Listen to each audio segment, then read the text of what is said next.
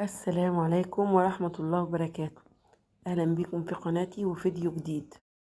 النهاردة بإذن الله هنعمل مع بعض فطائر قطنية جميلة جدا جدا محشية، حاجة كده روعة.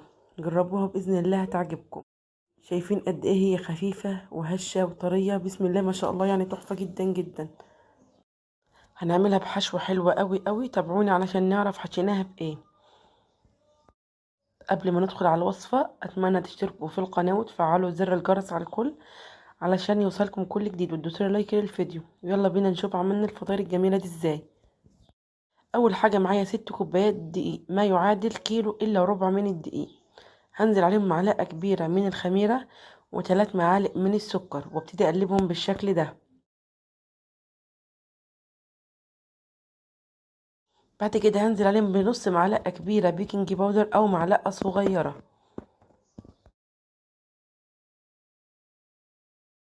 هنزل كمان عليهم بمعلقة كبيرة من الخل. طبعا البيكنج باودر والخل بيخلي القرص معايا هشة وطرية وجميلة جدا جدا. هنزل كمان عليهم بتلت كوباية من الزيت. هبتدي اقلبهم كده كويس. بعد كده هنزل بعلبة زبادي. طبعا ممكن تستغني عن الزبادي، بس انا حبيت يكون القرص معايا طرية، وقيمتها الغذائية عالية شوية. وهنزل بالمية وابتدي اعجن كويس. اهم حاجة تعجني كويس جدا جدا لحد ما تنعمي العجينة كويس. يعني تعجني فيها من 7 ل10 دقايق علشان تاخدي افضل نتيجة في الفطاير. ولو احتاجت ميه بنزل بالميه كده حبه قليلين بحبه قليلين لحد ما العجينه تتظبط معايا، مش بنزل بالميه مره واحده. ممكن كمان تعجيني بالحليب بدل الميه، او ممكن تضيفي بيضه للعجينه، يعني براحتك تماما، على حسب المتوفر عندك اشتغلي. ممكن تستغني عن الزبادي زي ما قلنا، هو مش اساسي خالص في الوصفه. ابتدي اخد العجينه كده قدامي على الرخامه علشان اعرف اعجنها كويس والمها كويس بالشكل ده. طبعا هنا انا عامله كيلو الا ربع من الدقيق. انت بقى لو عايزه تعملي نص كيلو بس هتمشي بنفس الخطوات، بس ايه، هتحطي معلقتين سكر بدل 3، هتحطي ربع كوبايه زيت بدل تلت كوبايه الزيت. يعني قللي في المكونات شويه وامشي بنفس الخطوات بالظبط. تدي كده اعجنها بالشكل ده. بمسك كده طرف العجين واخد الطرف التاني رايح جاي كده لحد ما تنعم معايا. طبعا اسهل حاجه العجين على الرخامه، بيسهل معايا جدا جدا. ولو احتاجت ميه زي ما انتم شايفين كده ببل ايدي بله بسيطه كده وابتدي اعجن فيها كويس لحد ما تنعم معايا بالظبط كده زي ما انتم شايفين.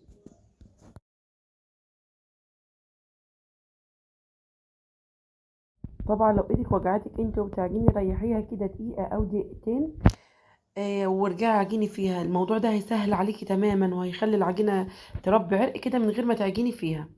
شايفين ان العجينه اتظبطت ازاي، ما عادتش بتلزق في ايدي. هجيب معلقه صغيره من السمنه بالشكل ده او زبده، طبعا بتخلي العجينه في حته تانية خالص. يعني المتوفر عندك حطيه معلقه سمنه او زبده، وابتدي ادخل العجينه فيها وعجينها كده كويس. بتخلي طعم العجينه معايا في الاخر زي العسل. هتحسي ان العجينه قطعت معاكي، ما تيأسيش، اعجني فيها كده كويس وهترجع تنعم معاكي من الاول. شايفين قوام العجينه حلو قوي ازاي، طريه وفي نفس الوقت متماسكه بالشكل ده.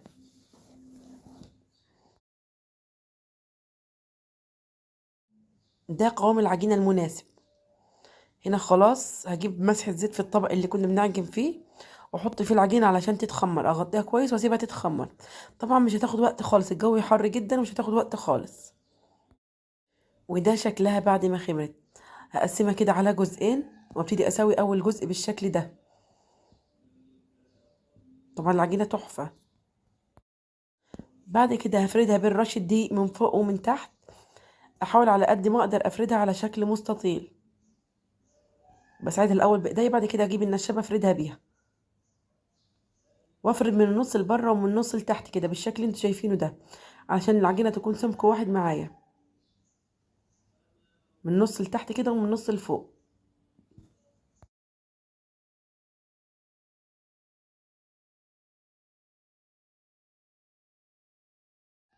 بعد كده هجيب الحشوه معايا. الحشوه معايا عباره عن ايه، 3 معالق من السكر، احط عليهم معلقه كده مش مليانه من الدقيق، واقلبهم كده كويس. طبعا الحشوة دي جميلة جدا جدا. بعد كده هرش سطح العجينة بالحشوة دي. طبعا فايدة الدقيق اللي احنا حطيناه على السكر ده، بعد ما يسيح السكر مش بيرجع يتكتل تاني من الدقيق، بتحس ان العجينة فيها عسل كده من جوه. طبعا هرشه بالتساوي بالشكل ده. بعد كده هجيب رشة جوز هند وابتدي ارش العجينة بيها رشة كده بسيطة، وابتدي الفها رول بالشكل اللي انتوا شايفينه قدامكم ده، واقفل الطرف كويس جدا جدا من تحت. هجيب السكينة واقطعها بيها بالشكل ده. عايزة حجمها متساوي زي علتين كده صباع كل قطعة، بالنظر كده بالشكل ده. شايفين قد ايه العجينة مورقة وجميلة جدا جدا. بعد كده هضغط عليها بايدي بالشكل ده، هديها تبطيطة كده بسيطة، واحطها في صينية مدهونة زيت، مسحة زيت كده خفيفة بالشكل ده. لو انت عاملة كمية كبيرة مش بتاخد وقت خالص، يعني في دقيقتين تلاتة كده بتكوني مخلصة الكمية تشكيل. تشكيل في منتهى السهولة. هنا بوريكم توريقة العجينة جميلة جدا جدا بصراحة.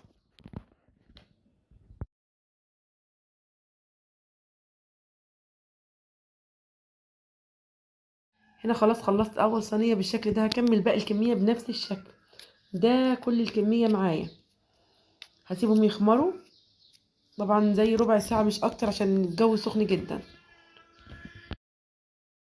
وده شكلهم بعد ما خمروا. الضعف حجمهم بالشكل ده. طبعا تحس ان السكر عمل عسل من جوه قبل ما يتخبزوا، على كده ساح من جوه. جبت معايا حبة مية قليلين مش اكتر، وابتدي امسح الوش كده بالشكل ده. طبعا لو عندك بخاخة بخ الوش كده بختين تلاتة كده ودخلها الفرن على طول. في الوقت ده الفرن معايا سخن جدا جدا. اهم حاجة علشان ينجح معاك اي معجنات تسخني الفرن حلو قوي قوي. هنا بوريكم قد ايه السكر داب معايا بالشكل ده وسايح وجميل جدا. هدخلهم الفرن. طبعا زي ما قلنا الفرن لازم يكون سخن جدا جدا عشان تاخدي احسن نتيجة في المعجنات. وهنا شكلهم بعد ما خرجوا من الفرن، شايفين شكلهم حلو قوي ازاي.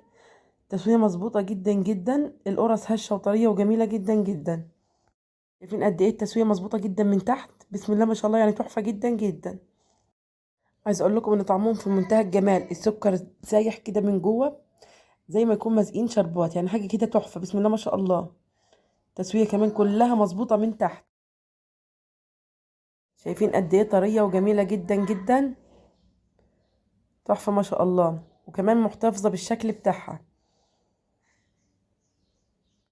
شكلها عن قرب جميل بسم الله ما شاء الله.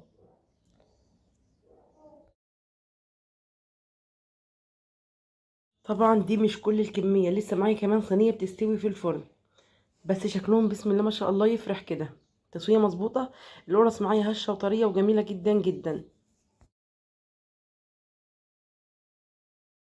وهنا اكون وصلت معاكم لنهاية الفيديو. لو عجبتكم الوصفة ما تنسوش تشتركوا في القناة وتفعلوا زر الجرس على الكل، ودوسوا لايك للفيديو. دمتم سالمين، والسلام عليكم ورحمة الله وبركاته.